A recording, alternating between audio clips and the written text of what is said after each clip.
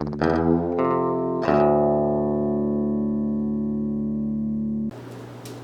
quite a few. It's kind of important. Well, it's important for anything, but when you're running a cut bait, I find it's extra important because the reason behind that is, you could be trolling along, and your surface speed could be 3 miles an hour. Your down speed's close to where you want it at 2.1. So now you don't know that, and you're throwing your bait out there. You're slowing down to say 2 mile an hour on the surface, and then you get your bait down there, and now your bait's only going at maybe 1 mile an hour. And if you don't know that, that bait's not rolling, right?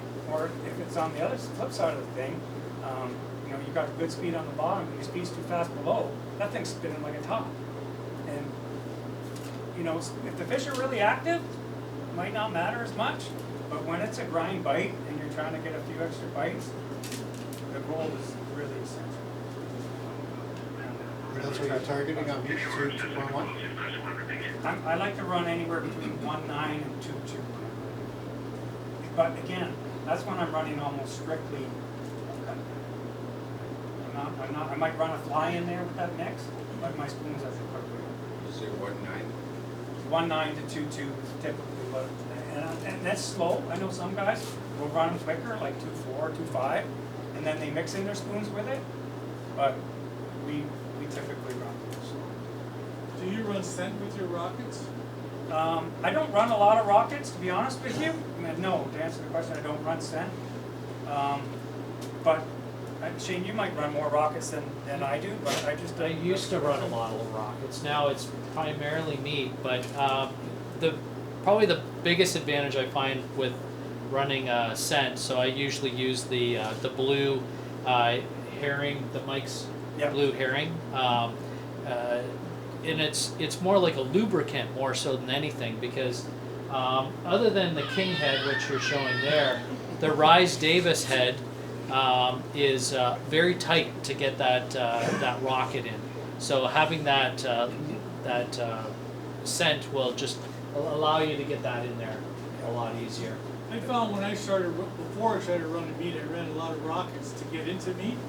You can bend them and you can get a better idea of what it should look like. Yeah, true. Then when you're running meat, sometimes you mean, like you said, you got to fuss with it, you got to take it out, you got to trim it. And do different things, whereas the rockets, generally you put it down, you got the right bend, it's just a real nice roll. One thing you got to watch with the rockets, so is they'll often get whacked and you don't know it. How many times you bring up a rocket and it's like that, and then you've had a hit, you totally missed it. And so how long has it been down there, and this thing's been going down and it's not even working properly, but it's a trade-off. Another little trick that I do here, and I can pass it around, but when we run a permanent rocket, just put a little piece of, rather than a toothpick, we just put it in, that becomes a permanent rocket on that head, and we just got a little piece of copper wire that's in between there. And we just fold it over. That way, because trying to feed the toothpicks through those rockets, trying to find the hole all the time, it's a pain in the ass. So once you've done it, it's done, and I just put that aside, and that becomes my rocket lead. Another point that Shane brought up about heads is, and I know when Tom sells his Twinkie rigs, he sells them with king heads and Rhys Davies heads. If you're just starting out, I would recommend you go with a king head. Only because the king head is way more forgiving than Rhys Davies. King heads, typically, you don't have to tune the actual head. The head comes to, and you can see there, I'll get past these around, and you can see there's a typical Rhys Davies head. It's flat. So you've got to tune that head. You've got to bend it sometime, and you're bending it back and forth, trying to get the right curve to it so that bait can roll properly. Once you get a good tuned Rhys Davies head, they're good, really good. They're a little smaller, a little thinner, and a little lighter than the king head. But again, if you were just starting out, I would buy king heads, or you can buy the hot fish heads, which are very similar design as the king heads. Yeah, if you just to kind of add on to that too, I just need to use your mic. Yeah. Adjusting the speed of your roll. So generally, what we're trying to do is have that roll. Al Van Dusen used to say it's like dumping a wheelbarrow. Okay, and it should look like you're dumping the wheelbarrow to the side, right? So basically your bait is going to go flip over, and then it just kind of drops really quickly, okay, on the side. It's not spinning like a corkscrew, and it's not just flopping and then just kind of riding up and then flopping again, right? It's doing a continuous roll, but it's dropping fast like that. So it's typically about 1.5 revolutions per second. And watch it. Just put it beside the boat and make sure that it's going to roll properly. Sometimes you'll notice that the roll is, it's hard to explain, but if you're looking at it from this way, it's like it's doing a wide roll like this, right? Like a helicopter. That's not what I like. I like it to be more like this, and then let me do this a little bit. Will drop like this, but keep kind of a tight roll almost. Okay, it's not going to be doing one of these. It's going to be doing one of these. Almost like it's got a little kick to it. Kick to it on the way down, yeah, and that's what seems to work well. So a few things. So the king heads, obviously you won't need to tune them, but what I do find with king heads, especially, I cut my own cut bait, so its size is really important. Okay, and how it fits into a king head. The strips will be slightly wider than a Rhys Davis head. So you'll want to also keep a pair of scissors on board, and when you slide that strip of meat in, you just follow it. See if it's going to do that helicopter spin, or is it going to roll properly. If it's doing the helicopter spin, I find often you have to trim it to get a little bit narrower. So it's going to do more of a torpedo action.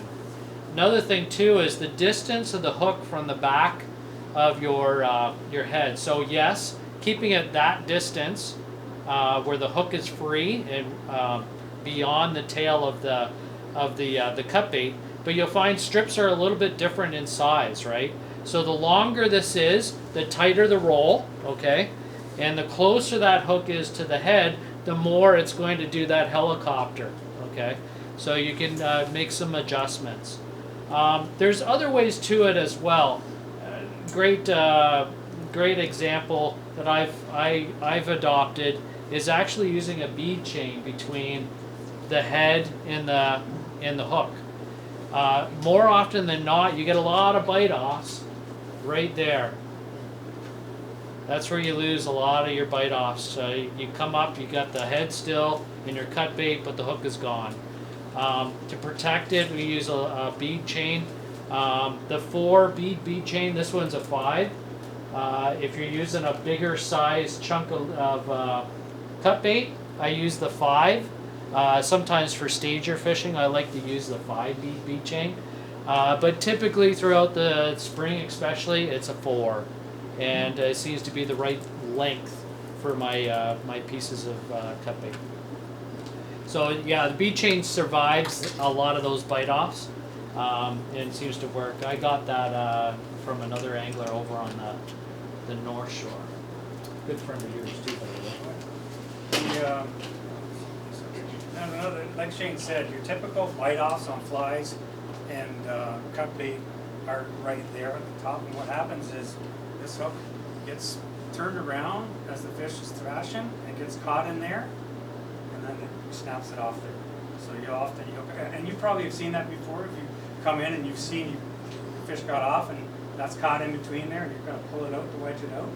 So what some people do, and I've done this before, is actually you can see some in there. There's a little bit of epoxy in there, just to prevent that from getting in there. You can also use hot glue. A lot of people use hot glue to do it, and just put a little dab in there on all your hooks. And, it's getting pretty fussy, but Yep. sometimes when you're just looking for that one extra bite, something like that. Yeah, you do 100 hooks at one time. Yeah. Last year for a while. Any questions on cut bait? All right, great. Oh, yeah, go ahead. Do you run much anchovies? What's the difference between like straight cut bait and anchovies? Do you run much of them? I personally don't run anchovies. There's a different size head for that, and the anchovy heads. I don't know why. I've never something I never got into. It's a little harder to find them. Like Shane, I cut my own cut bait, so lots of guys do run the anchovies because Yeah, Hey, another brine one. and color them? You can get into that.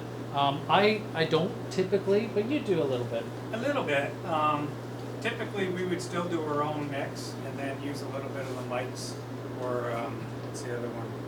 There's a couple brands back there. Yeah, Dump a fair little bit of brine. that just to change the color. But usually we only do chartreuse. I think we mess around with blue for a little bit. Yeah. Yep. How close to the cannonball? It can vary, but generally with those big flashers, you want some distance so that they can rotate properly. If it's too close, they corkscrew, right? They don't do their full. I like to think of it as basically the diameter of about 3.5 or 4 feet. You want that flasher to be able to do that. If it's too close to the cannonball, then it can't do that rotation, right? It's too close. So generally for me, it's 25 back. Yeah, I'm sometimes could be 15, but like Shane said, it's probably more likely to be the 8-inch paddles. 20 feet would be more common. Do you ever run way back? Sometimes. Yeah. Not so much with flashers. It'd be more something I'd do with a spoon. But yeah, on our high rigger, we're running. Our deep rigger is always usually 20-25 feet. But on our high rigger, we'll stretch that out as the day progresses, for sure. 50 feet. So do you run them on all lines, like lead core, dipsies? Meat, the copper? cut bait? Yeah. We do, yeah, we run them on our divers. Some people don't like to run big flashers on your divers. We run them. You've got to be careful if you're running double divers. But if you put it on like a 1 on a 1.5, I wouldn't run 2 big flashers on an inside diver and an outside diver. Typically, we probably run the fly on the outside high dive. I really like running even the big blades, so I'll run a 11-inch or 12-inch on divers as well, but it's the mag diver I really like using. It just has a larger planing surface. It's very stable in the water because of that. Not so much because of the keel. Like the keel is, 2 ounces and it holds it down quite nice, especially if you're going deep. But it's that surface area that seems to be able to pin it down there instead of losing out, especially if you're turning and all of a sudden your speed has just changed, going a little bit too quick. Some of those smaller divers, like a 107 for an example, they'll start to walk themselves up and out. And if you got double divers, you're in for a big mess. So double divers, just to kind of explain what that means, is 2 divers on one side of the boat. Okay, so let's say for an example, I got 2 divers. Let's see this down here. You'll have one diver. I have this one actually set for 1.5. I like using these Chinook divers for my 1.5s. So they're the deepest ones. Okay, and then you'll flip this all the way to a 3 setting. So 3 setting being that it will go out shallowest with the same length of line as one that's at a 1.5 that'd be going deeper. So if you think of it as a radius like this, you're talking about a 3 setting that'll be up like this. Meanwhile, your 1.5 will be down like this. And that's what keeps your separation. So now you're running 2 divers on one side of the boat. So with flashers, obviously you can imagine that, these divers will walk a little bit more as the resistance of those flashers are moving. And that's what causes these things to come in together. So we're being very cognizant of our speed, especially. If you're going too fast now, these things start to walk. And that's why we like to use a mag diver, especially for those insides, so you can get them down and get them pinned down there so they don't walk. Yep, go ahead. You're running a diver with a flasher. How far behind the diver would you go? Well, it largely depends. So this is all personal preference. I like running them long. So where you are is how far, let's say, my big flasher is behind my Off diver. the diver? Yeah. What do you do? So yeah. Okay. I don't never had that one. We're pretty standard with 10-foot leads on our divers. Like Shane said, then you're adding another, 8 feet if you're running Of your with flasher. so Right? there's no way really to get around it. You're hand bombing. Yeah. Yeah. Yeah, go ahead. Color of the diver? I'm sorry? The color of the diver, does it make a big difference? I'm almost entirely black for my salmon fishing. I may get into a little bit on the greens as well, or glow. There's a glow frog one that I particularly like, but like this would be a really good one for me. Let's say in the middle of the day, right? I get into the greens, but black, I don't know. It's more stealthy for me. I prefer black Yeah. most of the time. My theory on that is, and again, it's different if I'm running spoons. If I'm running spoons, I don't mind running a colored diver, a green diver, or whatever it might be, UV diver, because, I'm figuring that's now becoming an attractor. My spoon's here, my diver's an attractor.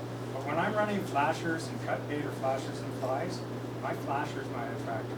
And I want this, like Shane said, to be stealthy.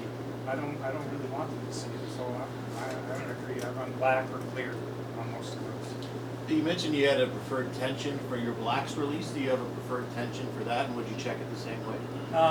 I don't. I just finger check these, but I'm sure that you could. Figure one out. Yeah. Yeah, one for me especially, like wire has no stretch. Well, braid doesn't either, but for wire it has no stretch. But typically when you want to trip that diver, it should be just as easy as that. Yeah. Okay, and then it's coming up. If you're wailing on it, it's too tight. And if as soon as you grab the rod and you're pulling it up and it's popped, it's like that was way too loose.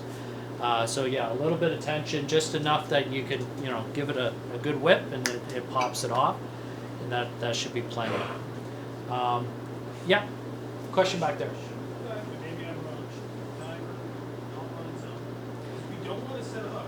Yeah, We don't want to. yeah. So you're talking about when the fish bites. Yeah. Yeah. So the distance between the diver and the lure is shorter than that of the rod, from it to the rod tip. So the fish will often have the leverage to pop off the diver easier than, let's say, your rod, because you got that much length of line between you and it. So yeah, you're right. It will trip based on the bite of the fish.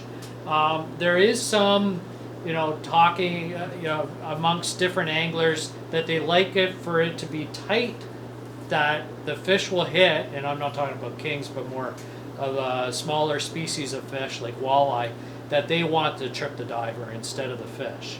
I'm not sold on that. I prefer it to be somewhat of a hair trigger.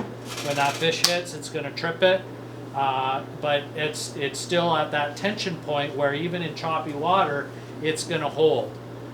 That's a good point too. So in choppy conditions, you may have to tighten it up slightly, just so that it won't trip when the boat's doing all of a sudden a jar because of a wave that is pulling the diver out just a little bit more than it needed to be. So yeah, just being cognizant of that. Tension on your divers is just as important as your release clips on your downriggers.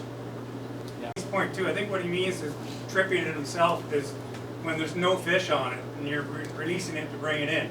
You want it to just be able to snap it to trigger to bring it in. But yeah, Absolutely. he's right. The fish should always release that diver.